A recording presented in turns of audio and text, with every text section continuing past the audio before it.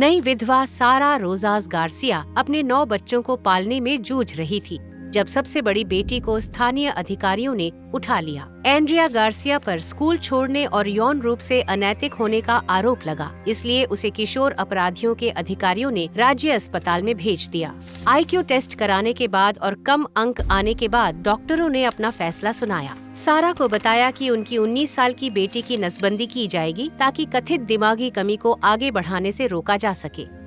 ये भयानक कहानी तानाशाही की कहानी जैसी लग सकती है, लेकिन वास्तव में ऐसा 1938 में दक्षिणी कैलिफोर्निया में हुआ था।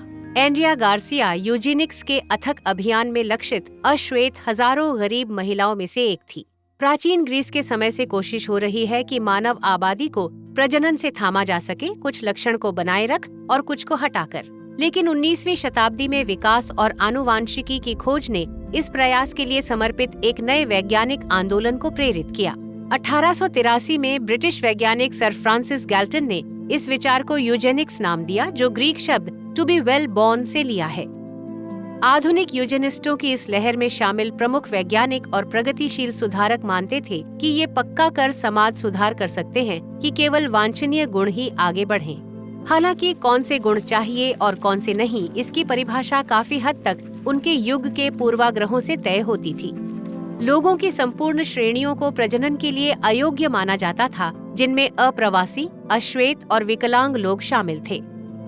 इस बीच उनके आदर्श आनुवंशिक मानक ने आंदोलन के सदस्यों, नॉर्डिक या एंग्लो सैक्सन वंश के सफेद यूरोपीय लोगों को प्रतिबिंबित किया। 20वीं सदी के शुरू में यूजेनिक्स का प्रभाव फैलने के साथ कई देशों ने अप्रवासन पर रोक लगा अंतर नस्ली संघों को अवैध कर दिया। तथाकथित जाति स्वच्छता में सुधार के ये उपाय नाजी जर्मनी में उनके भयानक निष्कर्ष पर पहुँच गए। नाजी यूजेनिक्स अभियान ने व्यवस्थित रूप से लाखों यहूदियों, साथ ही रोमा, गे पुरुषों और अक्षम लोगों सहित अन्य समूहों के व्यक्तियों को मार डाला। उनकी अत्यधिक क्रूरता के बाहर हालांकि नाजी यूजेनिक नीतियों के दुनिया भर में समान मानक प्रतिबिंबित हुए। 20वीं सदी के मध्य में कई देशों ने यूजेनिक्स नीतियां लागू की और स्वीडन, कनाडा और जापान में सरकारों ने हजारों व्यक्तियों की जबरन नसबंदी कर दी। अमेरिका में नसबंदी असाधारण रूप से आम थी। 1907 से 1979 तक अमेरिकी नीतियों ने 60,000 से अधिक लोगों की नसबंदी कर दी। 32 राज्यों ने ऐसे कानून पारित किए जिनके तहत मानसिक रूप से दोषपूर्ण समझे जाने वाले पुरुषों और महिलाओं के लिए नसबंदी अनिवार्य कर दी गई। ये लेबल आमतौर पर सतही मानसिक स्वास्थ्य निदान और IQ परिणामों के आधार पर लागू किया गया, जो भाषाई और सांस्कृतिक रूप से अधिकांश अप्रवासी जनसंख्या के प्रति पक्षपाती थे। ये नस्ली मानक कैलिफोर्निया में विशेष रूप से समस्या थे।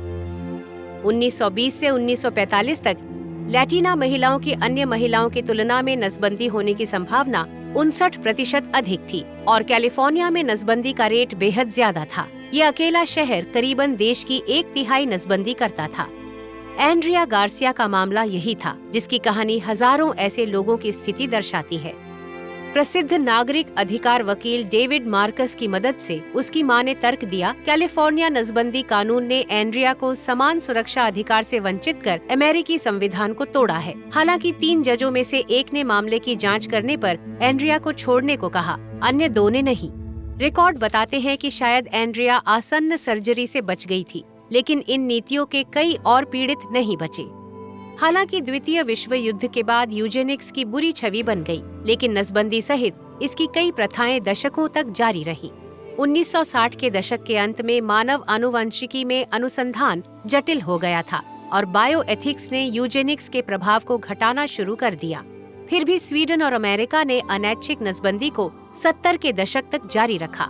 अंततः वर्ग कार्रवाई के मुकदमों और विरोध मार्चों ने अमेरिकी कानून निर्माताओं को कैलिफोर्निया के नसबंदी कानूनों को अंततः 1979 में निरस्त करने के लिए प्रेरित कर दिया। दुर्भाग्य से आज भी दुनिया भर में कई उत्पीड़ित समुदायों की कानूनी और अवैध नसबंदी अभी भी जारी है।